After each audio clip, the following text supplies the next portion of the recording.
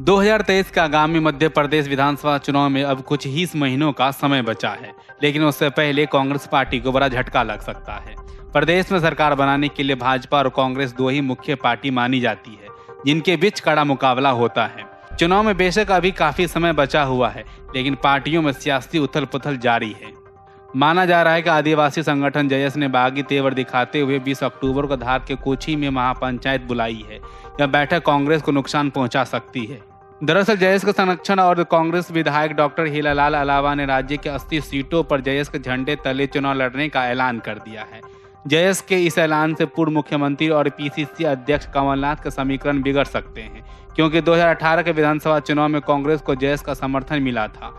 लेकिन अब अगर जयस अलग से चुनाव लड़ेगी तो आगामी 2023 के विधानसभा चुनाव में कांग्रेस को बड़ा झटका लग सकता है। जानकारी के अनुसार आदिवासी संगठन जयस के संरक्षण डॉक्टर हीरालाल ने ऐलान किया है कि उनका संगठन 2023 में अपने दम पर चुनाव लड़ेगा, जिसके लिए हीरालाल ने धार के कुंची में जयस की महापंचायत बुलाई है। बताया जा रहा है कि इस महापंचायत में आगामी चुनाव को लेकर रणनीति बनाई जाएगी। जयस का फिलहाल कांग्रेस पार्टी को समर्थन है, लेकिन अब हीरालाल के बागी तेवरों ने कांग्रेस को चिंता में डाल दी है। 2018 के विधानसभा चुनाव में आदिवासियों का समर्थन जयस के कारण कांग्रेस को मिला था, जिसका भाजपा को नुकसान उठाना पड़ा था। लेकिन अगर जयस अपने दम पर चुनाव मैदान में उतरता है तो कांग्रेस को आदिवासी वोटों का नुकसान हो सकता है। जानकारों की माने तो मध्य प्रदेश की राजनीति में आदिवासी वोट बैंक निर्णायक माना जाता है। यह कुल जनसंख्या का 12% आबादी आदिवासियों की है। प्रदेश के कुल 300 सीट विधानसभा सीटों में से 47 सीटें आदिवासी वर्ग के लिए आरक्षित हैं और साथ ही 80 से ज्यादा सीटों पर आदिवासी मतदाताओं का प्रभाव है। इसीलिए यही वजह है कि मध्य प्रदेश में सत्ता पाने के लिए आदिवासी वर्ग को साधना जरूरी हो जाता है। ऐसा भी देखा जा रहा है कि मध्य प्रदेश का आदिवासी वर्ग में जयस की लोकप्रियता तेजी से बढ़ रही है। जानकारी के अनुसार जयस के कार्यकर्ताओं की संख्या बढ़कर 6 लाख तक पहुंच गई है। इसके अलावा देश भर में इस संगठन के कार्यकर्ताओं की संख्या करीब 25 लाख हो गई है।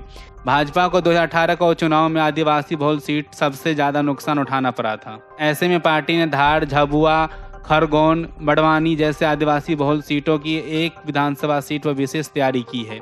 वहीं 2018 के विधानसभा चुनाव में 107 सीटें मिली थी, जिसे पार्टी बहुमत से दूर रह गई थी।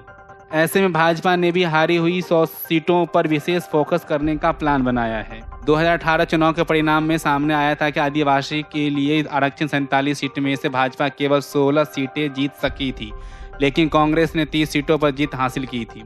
आदिवासी वोट बैंक के बल पर ही 2003 चुनाव में बीजेपी सत्ता में वापसी की थी, लेकिन 2018 में इसी वोट बैंक की वजह से बीजेपी को 15 साल बाद सत्ता से बाहर होना पड़ा था। Video desk अमरउजाला.com। डाउनलोड करें अमर उजाला ऐप और पाएं खबरें लगातार। अगर आप ये वीडियो YouTube पर देख रहे हैं तो हमारे चैनल को सब्सक्राइब करें और बेल आइकन को दबाना ना भूलें। अगर आप Facebook पर ये वीडियो देख रहे हैं तो हमारे पेज को लाइक करें।